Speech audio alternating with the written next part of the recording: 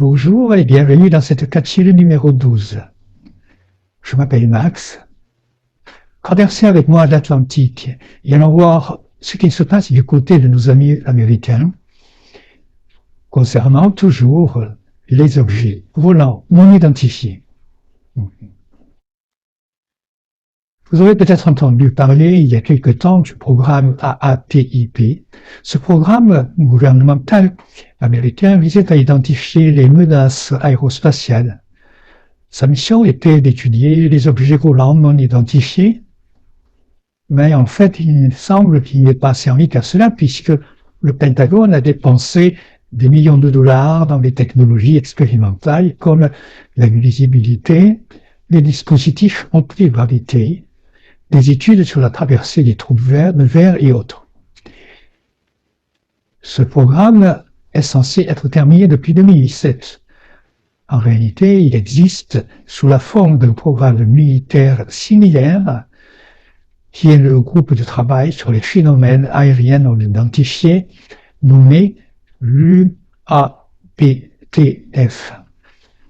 De 2017 à 2022, un groupe de travail sur les phénomènes aériens non identifiés, donc l'UAPTF, est créé en tant que programme au sein du Bureau de renseignement naval pour gérer les observations d'OVNI. Amico à ce programme, l'ancien président Barack Obama déclarait en juin 2021, je cite, « Il y a des images et des enregistrements d'objets dans le ciel dont nous ne savons pas exactement ce qu'ils sont. » L'UAPTF s'est concentré sur 144 observations de phénomènes aériens non identifiés par les forces armées américaines. Un rapport est né comprenant une annexe classée secret défense. En fait, ce qu'il faut savoir, c'est qu'il n'y a rien de nouveau dans tout cela, car les commissions sur les ufophénomènes, c'est-à-dire les données se rapportant aux phénomènes et les OVNI, se succèdent depuis longtemps. Par exemple, déjà en janvier 1948, vous avez le projet SIM qui est mis en place pour traiter ce sujet. Puis, il y a eu le projet Grudge mis en place en décembre 1948. Également, le projet Blue Book, créé en mars 1952 et qui s'est poursuivi pendant 17 ans. Il y a eu aussi le comité Condon, qui fut le nom du projet UFO de l'Université du Colorado pour étudier les objets volants non identifiés. En 2022, la NASA diffuse pour la première fois une vidéo sur laquelle on peut voir un objet volant non identifié aperçu au Moyen-Orient. Les choses s'accélèrent. De plus en plus d'officiels s'expriment sur les ufophénomènes.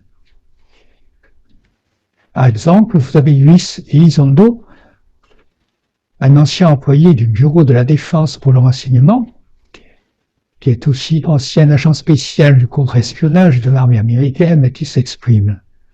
Il dit avoir été le directeur de la ATIP, dont nous parlions plus haut, et affirme également que le gouvernement a récupéré des alliages métalliques et autres matériaux.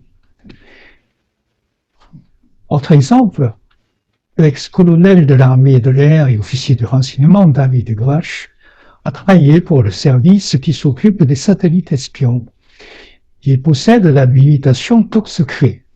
Il faut savoir que l'habilitation top secret, c'est le plus haut niveau existant. Même un président n'a pas forcément l'habilitation top secret. Les états de service de ce David Grush sont impeccables, sans faute professionnelle.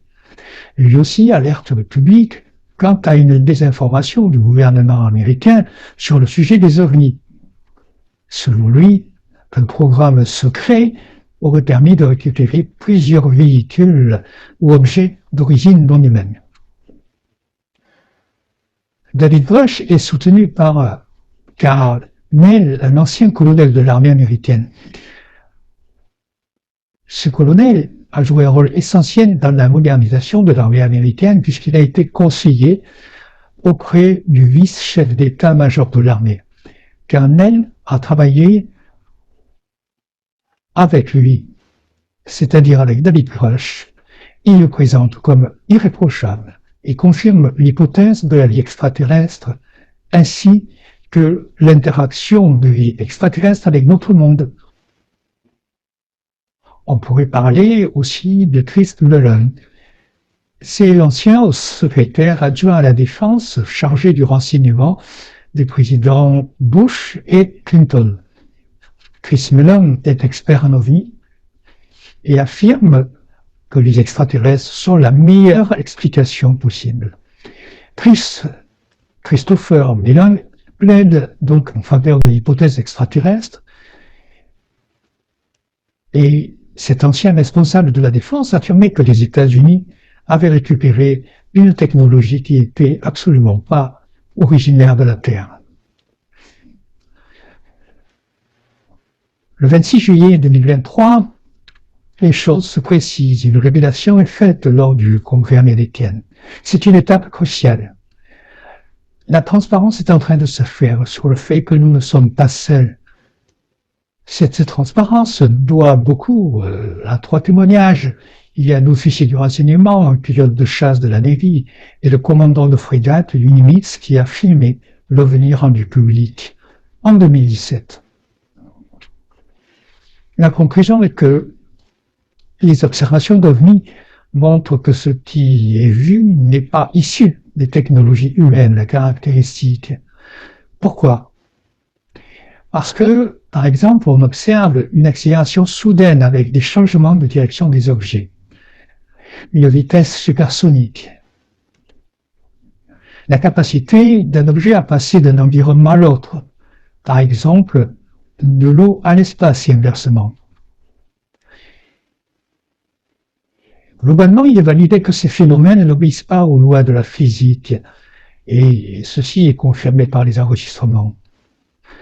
Un humain ne pourrait survivre à de telles accélérations. Des accélérations qui sont telles qu'elles ressemblent pour nous, humains, à des dématérialisations. Ce qu'il faut savoir malgré tout, c'est que tout ceci n'est pas nouveau. En réalité, ces sujets et beaucoup de témoignages existent depuis longtemps, depuis les années 50. On peut parler de Bob Lazar, de Bob Dean, de Robert Salas, etc. Et par contre, désormais, il semble qu'il y ait un processus d'officialisation et de divulgation qui sont en marche.